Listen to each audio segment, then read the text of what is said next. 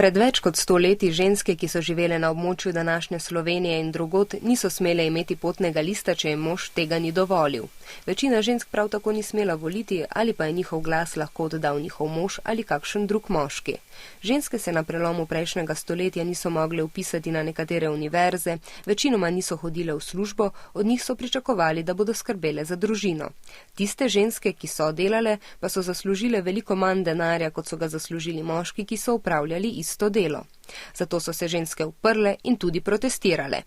23. februarja leta 1909 pa so Američanke na krivice prvič opozorile z dnevom žensk in tako začele boj za volilno pravico. Leto dni kasneje, leta 1910, pa je političarka in borka za pravice žensk Klara Cetkin predlagala, da bi dan žensk praznovali tudi v Evropi. Datum praznovanja takrat ni bil natančno določen, tako se je dan žensk včasih praznoval maja, včasih marca. Prvič se je 8. marca dan žensk praznoval v Sovjetski zvezi leta 1922.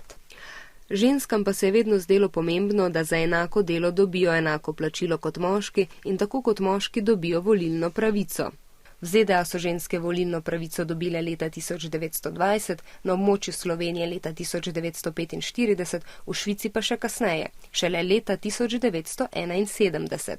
Danes ženske volilne pravice še vedno nimajo v Savdski Arabiji in Vatikanu. Ženske po vsem svetu pa še vedno za enako delo ne dobijo enakega plačila kot moški.